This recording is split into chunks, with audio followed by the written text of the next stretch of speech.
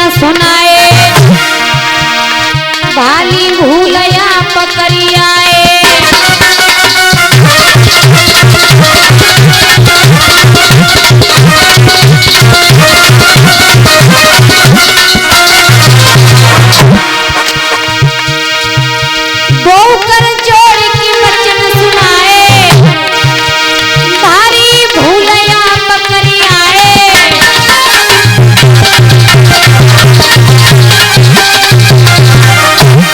जवाब दिया है महाराज हरिश्चंद्र ने, मैंने ये थोड़ी कहा था कि ये वाले दांत जमाए तब आना, मैंने ये कहा था कि जब दूध वाले दांत उखड़ के गिर जाएं उसके बाद आना।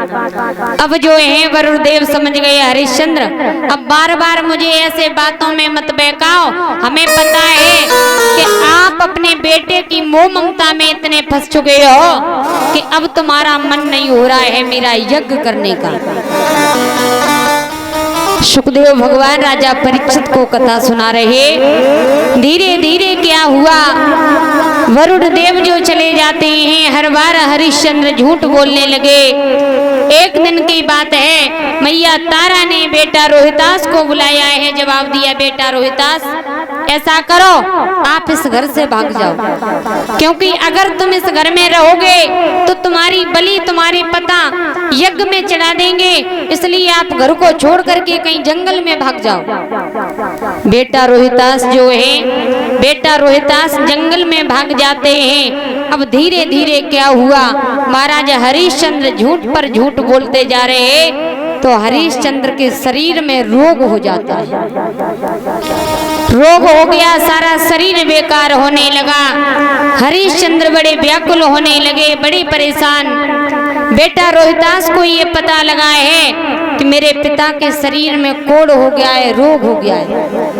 तो रोहितास जो थे, रोहितास हरिश्चंद्र को देखने के लिए वहां से जब चले हैं तो क्या हुआ, महाराज इंद्र जो थे, इंद्र ने आकर के बेटा रोहितास को रोक दिया। जवाब दिया है बेटा रोहितास तुम्हें नहीं पता है, तुम्हारे पिता अगर आप घर पे जाओगे तो तुम्हारे पिता तुम्हारी बलि यज्ञ में चढ़ा देंगे। भगवत श्रोताओं, रोहितास घर नहीं आए हैं। कुछ समय बाद रोहितास ने फिर आने का विचार किया तो इंद्र ने आकर के फिर रोक दिया। अब रोहितास ने विचार किया है कि ऐसे में इतने दिन तक कब तक छुपा रहूंगा, आखिरकार किसी न किसी दिन तो हमें घर पे जाना ही पड़ेगा। तो रोहितास जो थे वहां से चले और रोहितास जाकर के महाराज अजीत गर्त के यहाँ पे पहुंचे, जिनके यहाँ 3 बालक हैं। उनसे जाकर के कहा है आप ऐसा करो अपना एक बालक हमें दे दो और जिसके बदले में मैं आपको 100 गाय दूंगा।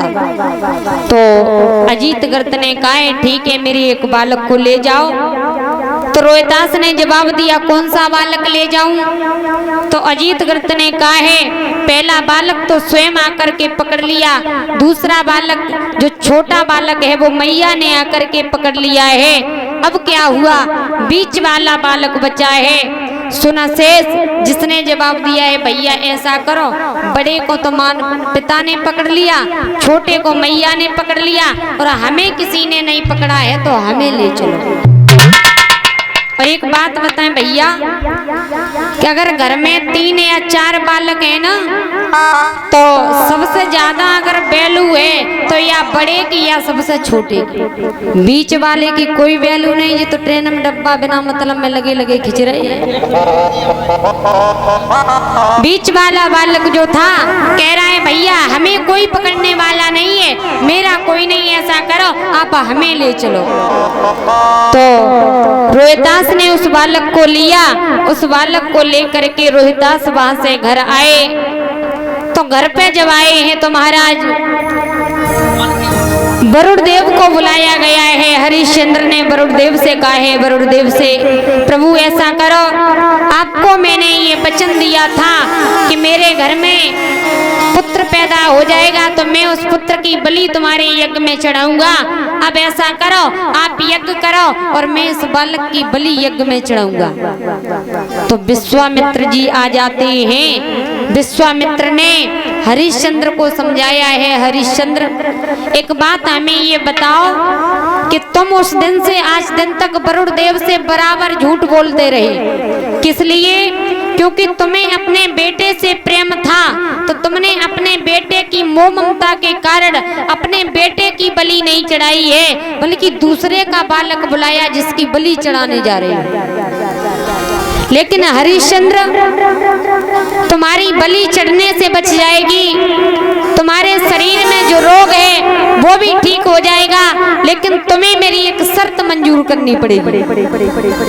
हरिश्चंद्र बोले महाराज क्या? तो जवाब दिया है महाराज विश्वामित्र जी ने, हरिश्चंद्र आज से तुम अपने मन में ये संकल्प कर लो कि जीवन में मेरे ऊपर कितनी भी मुसीबत आ जाए, मैं अपने जीवन में कभी भी झूठ नहीं बोलूंगा। ये हरिश्चंद्र जो है, हरिश्चंद्र ने मन में संकल्प कर लिया। क्या हुआ? उसी दिन से ये हरिश्चंद्र बहुत बड़े सत्यवादी राजा बन जाते हैं। इनका रोग भी ठीक हो गया है, बलि भी चढ़ने से बच जाती है। महाराज हरिश्चंद्र जो है उसी दिन से बहुत बड़े सत्यवादी राजा हैं। इतने बड़े सत्यवादी राजा हैं कि कोई दरवाजे पर आता है तो कभी खाली हाथ लौट करके नहीं जाता। याद रखना भैया, परीक्षित जी एक बात बताऊं कि हमारे तुम्हारे जीवन में, हमारे तुम्हारे ऊपर कितनी भी मुसीबत आ जाए, हमें ज्यादातर कभी झूठ नहीं बोलना चाहिए। लेकिन आज के जमाने में लोग 10 बात में 6 बातें साची करें तो 4 झूठी, और बल्कि 6 झूठी मान ले तो 4 ही साची हुई। तुमने देखा है जब खेत जोतने के लिए ट्रैक्टर वाला जाएगा तो पूछेगा भैया कै बीघा है, तो जो कहें 10 बीघा को जो 6 बीघा है। जब लड़का की शादी वाले आए तब क्या कहेंगे भैया जो 10 बीघा थोड़ी है 12 बीघा को चकोया भाव। तो ज्यादातर हमेशा अपने जीवन में जहाँ तक हो सके भले ही कम बोलो लेकिन झूठ मत बोलो। ज्यादा झूठ बोलने से भी भगवान नाराज होते हैं, क्योंकि हर वक्त भगवान ने तुम्हें सब कुछ दिया, सब लायक बनाया, फिर भी आप झूठ पर झूठ बोलते हो तो इससे भगवान भी नाराज होते हैं। साच बराबर तप नहीं, झूठ बराबर पाप, और जाके हृदय साच है ताकि हृदय प्रभु आप। जो हमेशा सत्य बात करता है, झूठ नहीं बोलता है, साची बात करता है, उसके पास उसके घर में हमेशा भगवान रहते हैं। जब झूठ पर झूठ बोलते हैं ना लोग तो भगवान भी रुष्ट होकर के चले जाते हैं कि तुझे मैंने सब कुछ दिया लेकिन तेरे मुंह से कभी मैं एक बात सही नहीं सुनता हूँ।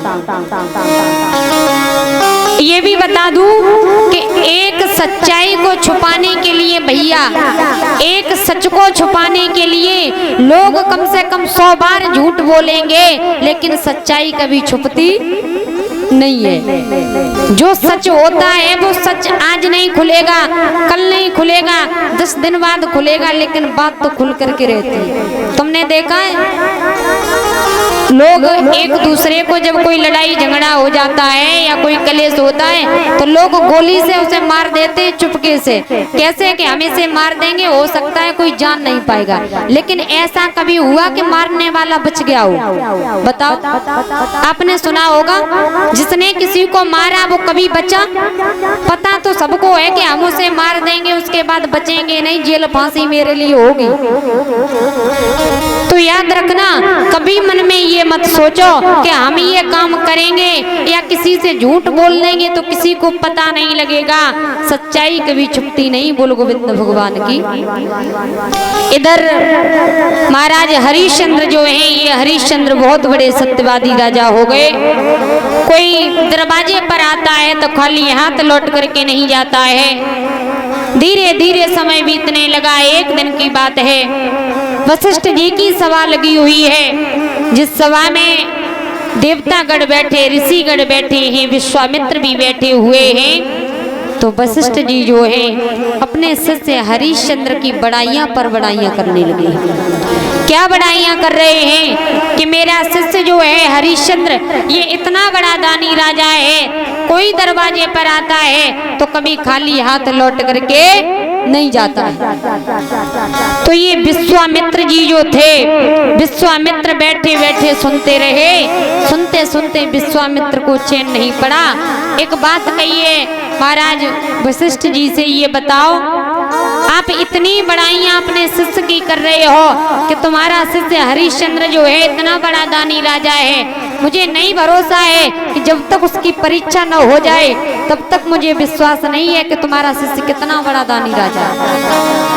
तो वशिष्ठ जी कहते हैं अगर आपको भरोसा नहीं हो रहा है तो आप चले जाओ और जा करके मेरे शिष्य की परीक्षा लो कि मेरा शिष्य हरिश्चंद्र कितना बड़ा दानी राजा है। तो विश्वामित्र ने क्या किया है भैया, विश्वामित्र ने एक सूकर का रूप धारण किया और सूकर का रूप धारण करके महाराज हरिश्चंद्र का बाग है उसी बाग में जाकर के ये विश्वामित्र सूकर का रूप धारण करके उस बाग में घुस जाते हैं। सारी बगिया को उजाड़ डाला है। बगिया को जब उजाड़ा, बाग में एक माली है, उस माली ने आकर के उस सूकर को जब मारना चाहा तो सूकर ने आकर के माली की भी जंगा को फाड़ दिया है। ये माली जो था रोता बिलखता हुआ वहां से महाराज हरिश्चंद्र के महल में पहुंचा। हरिश्चंद्र से कहा महाराज आज गजब हो गया, बाग में एक ऐसा सूकर आया जिसने सारे बाग को उजाड़ डाला। महाराज आपकी बगिया में एक ऐसा सूकर आया है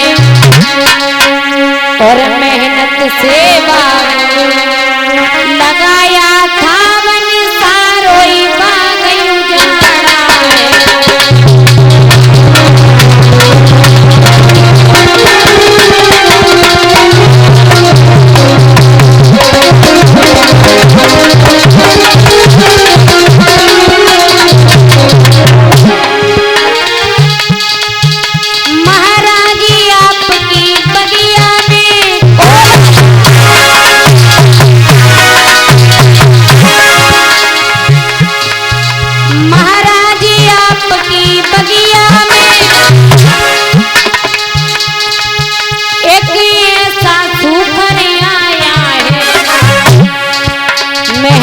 से बाग लगाया था वन सारोई बाग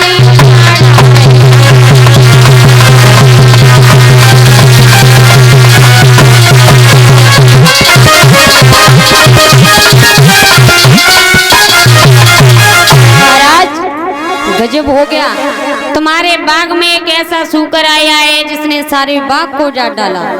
हरिश्चंद्र बोले ये बताओ क्या जब उसने बाग को उजाड़ा तो आप देखते रहे, आपने क्या उसे मारा नहीं? माली बोला महाराज मैंने मारना तो चाहा उसे, जब मैंने उसे मारना चाहा तो उसने मेरी जंगा को भी फाड़ दिया है। तो हरिश्चंद्र बोले माली ऐसा करो अभी तो ये संध्या का समय है, घर लौट जाओ और सवेरा जब होगा तो हम उस सूकर का वध करेंगे, क्योंकि शाम के समय अगर कोई अतिथि भी दरवाजे पर आता है तो उसे मारना नहीं है बल्कि आसन डाल के बिठाना है।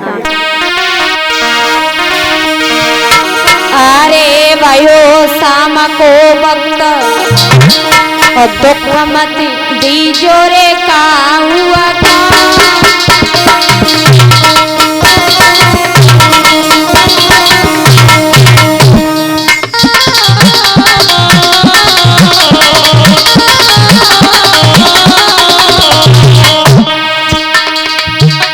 औरत समन आवे द्वार बैठने दीजिए बाबू भैया।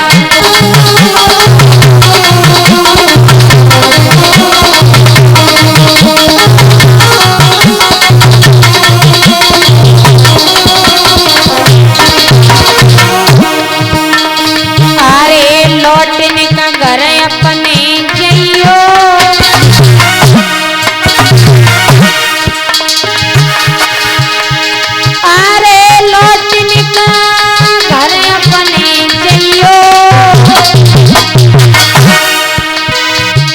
और जैसी होवे तुम्हें तुरंत बगिया को मेरा भाइयों।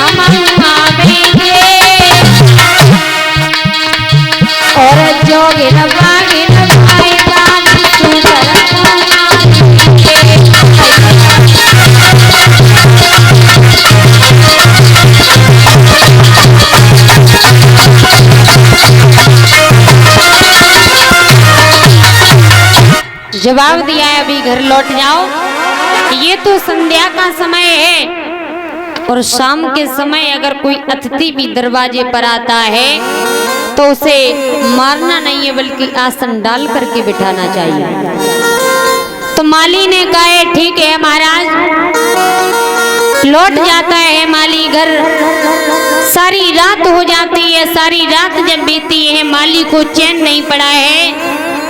सवेरा जब हुआ और जैसे ही सवेरा हुआ तो माली जो था वहां से भागा है महाराज हरिश्चंद्र के दरबार में आया। महाराज आपने ये कहा था सवेरा होते ही उस सूकर का वध करेंगे जिस सूकर ने मेरे बाग को उजाड़ा है।